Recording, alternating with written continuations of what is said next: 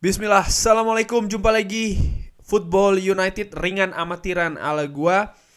Kali ini review pertandingan Villarreal menghadapi Manchester United. Lolos judulnya, lolos. Langsung aja gua mau bahas dari formasi. Formasi pertama kali ya, manajer dalam tanda kutip baru.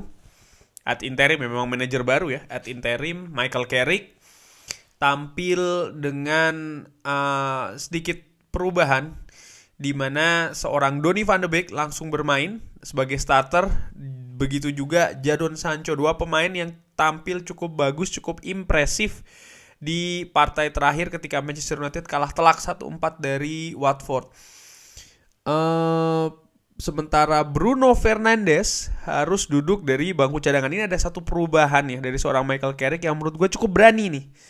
Untuk mencadangkan seorang Bruno Fernandes, di mana kita tahu ya Bruno Fernandes ini hampir selalu tampil di semua pertandingan yang Manchester United mainkan ya. Walaupun dia ini bermain bagus maupun dia bermain tidak bagus, dia tetap hampir selalu dipercaya sebagai starter. But kali ini dia tampil dari bangku cadangan. Nah, untuk formasi sendiri kan kalau gua ngelihat dari SofaScore atau dari Soccerway dan lain-lain ya, website atau apps yang lain ini 4-2-3-1. Tapi yang gue lihat Manchester United ini tampil dengan dua pola, di mana Manchester United tampil dengan 4-4-2 ketika dia ini bertahan ya, kehilangan bola, tapi ketika dia pegang bola dia akan berubah menjadi 4-3-3, di mana Fred ini lebih sering mengisi sisi kiri, Donny van de Beek di tengah, dan di kanannya adalah seorang Jadon Sancho. Sementara Villarreal sendiri ini tampil dengan formasi 4-4-2.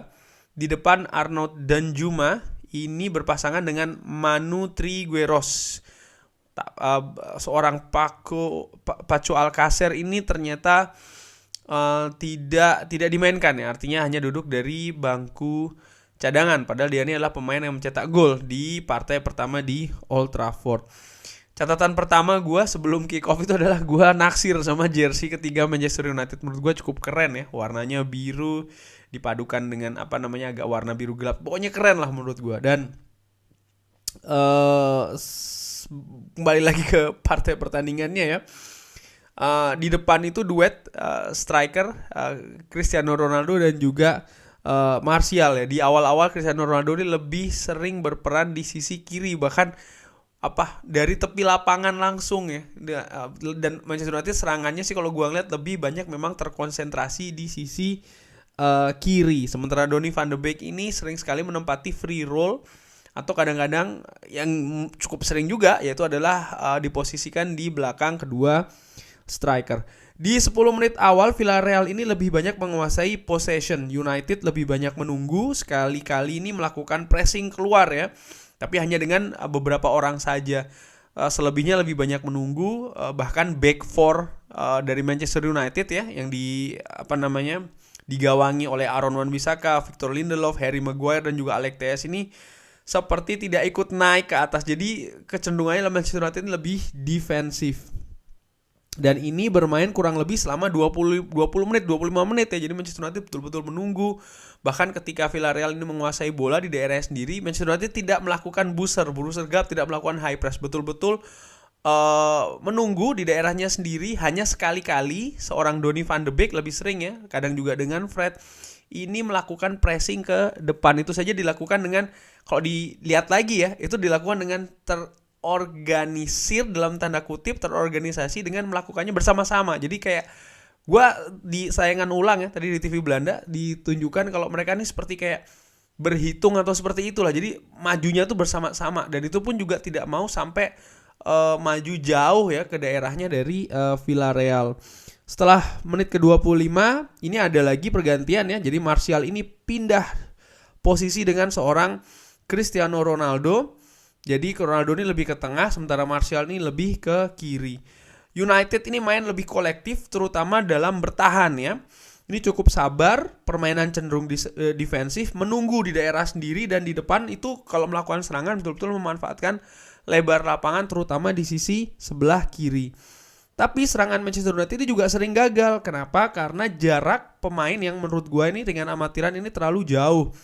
Plus kesalahan-kesalahan sendiri berupa pengertian ataupun juga salah umpan.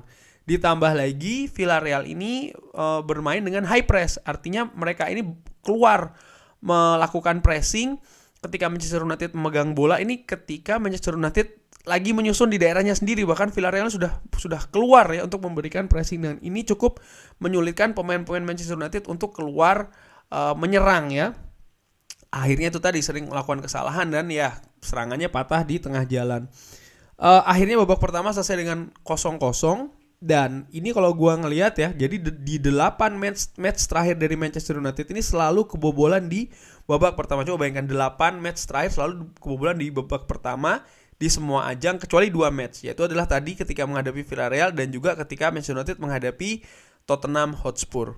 Statistik di babak pertama kalau dilihat, jadi ball possession ini 53% berbanding 47%. Seperti gue bilang ya, Villarreal ini banyak memegang possession. Total shots pun juga demikian, 9 berbanding 3. Manchester United hanya ada 1 shot on target ya. Umpan-umpan pun juga demikian, Manchester United lebih banyak melakukan umpan-umpan jarak jauh di pertandingan ini, karena itu tadi ya cukup sulit untuk lepas dari tekanan pressing pemain Villarreal yang sampai maju banget kan, masuk ke daerah pertahanan dari Manchester United, sehingga ya mau nggak mau akhirnya Manchester United ketika menyusun serangan diakhiri dengan umpan-umpan panjang. Memasuki babak kedua, di 10 menit awal ini tidak ada perubahan dari Manchester United. Again, cenderung menunggu di daerah sendiri. Tapi sempat ada satu peluang di mana seorang Fred itu berhasil melakukan shot on target pertama ya, mampu diselamatkan di babak kedua, maksud gua mampu diselamatkan oleh Geronimo Rulli karena bolanya juga tidak begitu deras ya. Setelahnya ada serangan dari kubu Villarreal dan ya David De Gea melakukan penyelamatan gemilang yang kedua ya. Satu lagi ketika masuk babak pertama, dan kedua ini ketika di babak kedua yang menurut gua bolanya juga cukup sulit. Dan itu cukup krusial karena dengan strategi bertahan itu tadi tentu saja kan diharapkan tidak terjadi gol ya bagi Villarreal, dan David De Gea mampu berkontribusi di strategi itu kurang lebihnya dengan itu tadi membuat 2 penyelamatan gemilang. Manchester United masih sering sulit untuk masuk karena pemain sendiri juga ketika melakukan serangan itu tidak begitu banyak yang ikut naik ya, hanya sedikit, sehingga cenderung kekurangan orang kalau gue lihat dengan amatiran ala gue. Pun itu tadi jarak pemain masih terlalu jauh, pressing ketat dari Villarreal, dan Manchester United sekali lagi sering melakukan kesalahan passing, kesalahan posisi, and passingnya juga tidak bagus di sepertiga daerah akhir dari Villarreal. Ada perubahan di menit ke-65, masuk Bruno Marcus Rashford menggantikan Donny van de Beek dan juga Anthony Martial. Nah, setelah pergantian ini, kalau gua ngelihat ini Manchester United ini kan running from behind-nya ya, running without the ball atau lari dengan tanpa bolanya itu cukup sedikit ketika Marcus Rashford belum masuk ataupun juga Bruno Fernandes belum masuk. Pemain lebih banyak menunggu. Jadi ketika mendapatkan bola itu selalu bola-bola yang mengarah langsung ke pemain, bukan yang memacu pemain untuk lari mengejar, ataupun itu tadi ya ada banyak pergerakan tanpa bola yang dilakukan oleh pemain terutama di depan. Itu jarang sekali dilakukan, dan ini dikonfirmasi oleh komentator tadi di TV. Dan setelah Bruno Fernandes dan Marcus Rashford masuk, terutama seorang Marcus Rashford ini bermain cukup berbeda, terutama di running without the ball ya, lari dengan tanpa bola dari belakang, dan ini cukup menyulitkan pemain-pemain dari Villarreal ternyata. Masuknya Marcus Rashford dan Bruno Fernandes ini juga memberikan pembeda, dan langsung ada peluang dari seorang Jadon Sancho ya, dimana ketika sekarang melakukan penyerangan Manchester United ini lebih banyak pemain yang naik ke depan dan juga jarak itu lebih rapat. Terlihat sekali ada taktik atau strategi taktik yang berbeda. Taktik yang berbeda dari seorang Michael Carrick ya. Wan-Bissaka juga cukup bermain bagus, di mana mampu menjaga, bahkan bisa dibilang hampir mematikan seorang Arnaud Danjuma yang ketika di pertandingan pertama di Old Trafford tampil cukup impresif, tampil cukup bagus ya. Danjuma ini by the way kalau tidak salah adalah top scorer sementara dari kubu Villarreal. Akhirnya di menit 77 ada gol dari Cristiano Ronaldo memanfaatkan pressing ketat dari seorang Fred yang mampu mencuri bola. dan bolanya langsung mengarah ke seorang Cristiano Ronaldo yang melakukan bola lob melampaui dari Geronimo Rulli. 1-0 Manchester United berhasil unggul. Dan setelah gol itu apa yang terjadi? Apakah Manchester United kembali bermain defensif setelah berubah tadi di menit ke-65 itu? Ternyata tidak. Manchester United tetap bermain menekan, tetap melakukan high press, bahkan ya lebih berani melakukan high press, dan ini ganti justru menyulitkan Villarreal untuk melakukan serangan seperti yang mereka lakukan ketika di babak pertama dan juga di awal-awal babak kedua. Jadi kurang lebih Michael Carrick ini tampil defensif selama 65 menit, tapi setelahnya dia memasukkan pemain kreatif dan juga pemain eksplosif Marcus Rashford dan juga Bruno Fernandes. Main pun juga beda, tempo lebih tinggi, pressing juga lebih tinggi ya. Villarreal mulai kesulitan, mulai ragu-ragu nih kalau maju. Karena itu tadi Manchester United menempatkan lebih banyak orang, lebih berani menempatkan lebih banyak orang di daerah Villarreal ketika melakukan serangan ya. Akhirnya di menit ke-89 diawali oleh pressing Fred, Cristiano Ronaldo mendapatkan bolanya lalu mengumpan kepada Marcus Rashford yang lari ya, seluruhan. Lalu ada crossing kepada seorang Bruno Fernandes. Bruno Fernandes memberikan assist yang cukup manis kepada seorang Jadon Sancho, dan Jadon Sancho juga melakukan shooting yang cukup deras ke gawang Geronimo Rulli. Agak belibet. 2-0 bagi Manchester United di menit ke-89. Menit ke-90-nya Cristiano Ronaldo diganti Matic, lalu pertandingan selesai. 3 poin, kemenangan, 1 tiket ke babak 16 besar di tangan. Syukur alhamdulillah. Statistik di babak kedua, ball possession naik jadi 50-50, total shots Manchester United lebih banyak kali ini ya. 4 berbanding 8 untuk Manchester United. On targetnya pun juga lebih banyak lagi, 5 berbanding 1. Corner kick Manchester United lebih banyak, big chances lebih banyak, hampir menguasai seluruh faktor di statistik ya. Passing juga demikian, akurasi passing juga lebih bagus, long ball juga tetap. Jadi ada yang berbeda ini penampilan Manchester United di babak pertama dan juga babak kedua. Perbedaan yang kalau gua ngelihat ini seperti memang di set up, memang di setting oleh sang manajer sementara, manajer interim ini seorang Michael Carrick ya. Ya dengan kemenangan ini maka kali ini Manchester United sudah dipastikan ya untuk lolos, cuman harus menantikan di partai terakhir ya. Siapa yang akan menjadi juara grup? Gue belum tahu nih apakah sudah bisa dihitung juara grup karena Villarreal kan nilai 7. Kalau Manchester United kalah di partai terakhir tapi Villarreal mampu mencetak gol lebih banyak, gue nggak tahu nih bagaimana. Goal difference nomor 1 dulu ya. In the event the two more team have equal number of points following rules. Jadi ternyata aturannya ada yang dilihat sana. Pertama adalah goal difference. Nah sekarang Manchester United ini plus 3, sementara Villarreal ini plus 2 dengan nilai 7. Artinya kalau Manchester United kalah di pertandingan terakhir, tapi Villarreal menang, maka Villarreal nilainya akan 10, dan juga Manchester United nilainya 10. Tinggal nanti hitung-hitungan selisih gol. Ini kalau yang gua ngelihat ya dari website SofaScore ini, mungkin ya seperti ini ya. Kalau ada informasi lain bisa drop di kolom komen. Jadi Manchester United sudah memperoleh tiket. Bahkan ini sudah satu kaki ya sebagai juara grup, which is kan menurut gue ya banyak yang bilang kan Manchester United harusnya sebagai juara grup, dan sekarang satu kaki sudah juara grup. Kalau seandainya di pertandingan terakhir mampu imbang saja dengan Young Boys, maka sudah memastikan 100% akan jadi juara grup ya. Posisi di grup F sendiri dengan pertandingan yang selesai hari ini, Manchester United di peringkat pertama dengan nilai 10, lalu Villarreal dengan nilai 7, Atalanta nilai 6, Young Boys nilai 4. Karena tadi di pertandingan terakhir seri ya Atalanta dengan Young Boys 3-3. Dengan hasil ini maka di grup F ini yang sudah pasti tersingkir adalah Young Boys karena tidak terpengaruh ya apapun hasil di pertandingan terakhir, dia pasti tidak lolos ke babak selanjutnya. Nah, pertandingan terakhir ini menarik karena Young Boys akan bertandang ke Old Trafford di mana posisinya mereka sudah pasti tidak lolos.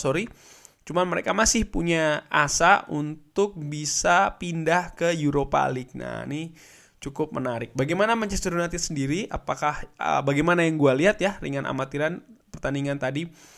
Ada perbedaan pastinya. Di mana itu tadi di awal terlihat berani Michael Carrick ini tidak atau mencadangkan mencadangkan tidak memainkan dulu seorang Bruno Fernandes, berani memberi starter kepada seorang Donny van de Beek yang cukup jarang bermain musim ini apalagi sebagai starter ya. kalau tidak salah ini starter yang kedua. Pertama itu kan ketika menghadapi Young Boys, lalu ketika menghadapi West Ham di Carabao, dan sekarang ini. Bagaimana penampilan Donny van de Beek? Menurut gua ringan amatiran tidak sama seperti ketika menghadapi Watford, ada penurunan.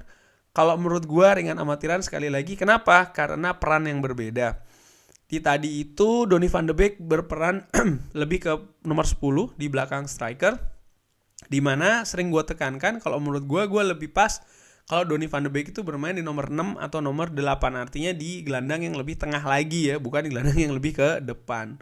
Seperti ketika bermain menghadapi Watford begitu ya. Kalau menurut gue ini salah satu mungkin faktor kenapa tampilannya tidak se-eksplosif ketika menghadapi Watford. Tapi dia tetap punya peran, karena apa? Dia sangat aktif sekali bagaimana dia menjadi orang yang melakukan pressing ketika bertahan ya. Artinya lebih banyak pemain Manchester United ini turun ke daerah sendiri menunggu, tapi justru Donny van de Beek inilah yang pergi menjelajah untuk mengejar bola yang dimainkan oleh para pemain Villarreal, terutama sebelum masuk ke daerahnya Manchester United. Jadi perannya pun juga ada ya, dan juga pergerakan tanpa bola seperti biasa yang jadi keunggulan dari seorang Donny van de Beek tadi juga tampak.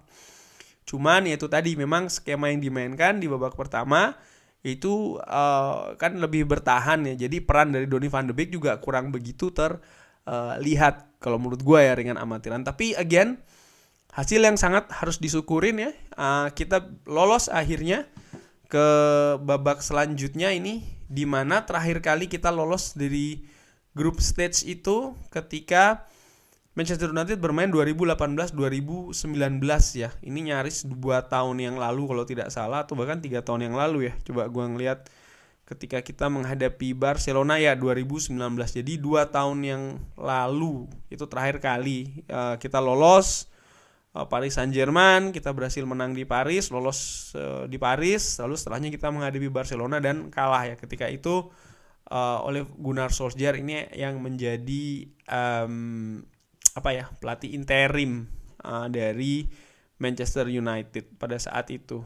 Di bulan Maret itu masih interim ketika menghadapi Paris Saint-Germain, caretaker. Lalu ketika kita kalah menghadapi Barcelona itu sudah diangkat sebagai permanen. Nah, gua nggak mau bahas lebih lanjut soal masalah manajer ya, karena mau difokuskan soal masalah review ini. Ya gua puas dengan penampilan tadi. Memang mungkin ada yang komen kan, ya pertandingannya membosankan, kenapa bermainnya kok lebih defensif dan lain-lain. Kalau menurut gua tuh bagian dari strategi dan juga taktik ya. Karena tidak mungkin kan kita menghadapi semua lawan dengan strategi yang sama, strategi yang agresif, bermain ofensif dari menit pertama, itu kan tidak mungkin.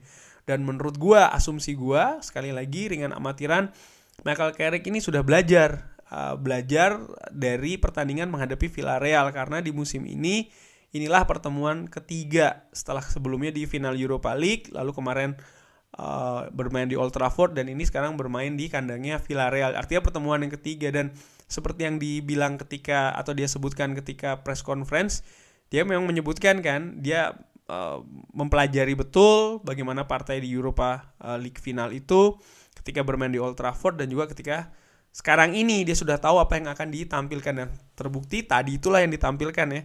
Bermain defensif dulu, lebih ke zona, tidak man to man kalau ringan amatiran ala gua ya, tidak terpancing, tidak mau melakukan high press, benar-benar menumpuk. Ya nggak menumpuk sih, tapi lebih menunggu di daerah sendiri. Tapi itu juga kalau gua bilang beruntung sih ya, bisa iya bisa enggak ya, tapi yang jelas ada faktor dari seorang David De Gea yang melakukan 2 kali penyelamatan. Lini belakang tadi menurut gua tampil sudah lebih bagus daripada partai-partai sebelumnya, tapi tetap masih belum di level yang kita harapkan ya. Terutama dari sisi sebelah kiri, sisinya Alex Telles yang tadi beberapa kali tembus dari serangan pemain-pemain Villarreal. Beruntung Scott McTominay cukup bagus dalam mengcover, sebagai tadi kan dia kalau tidak salah perannya lebih ke defensif ya, cukup bagus dalam mengcover. Pun juga seorang Fred yang menurut gue tadi juga tampil cukup baik ya. Dan di sisi kanan seperti yang gue bilang defensif ya, seorang Aaron Wan-Bissaka ini tampil cukup bagus dalam menjaga seorang Arnold dan Juma ya, sehingga perannya ini hampir tidak terlihat lah ya, kurang lebih di babak kedua terutamanya bagi Villarreal. Kurang lebih demikian. Ya, match selanjutnya ini cukup penting bagi Manchester United ya, untuk menentukan juara grup, yaitu adalah partai nanti kandang tanggal berapa nih? Tanggal 8 Desember menghadapi Young Boys. Oke, sekian dulu reviewnya. Thanks for watching. Jangan lupa sholat, jangan lupa like and subscribe. Wassalamualaikum warahmatullahi wabarakatuh.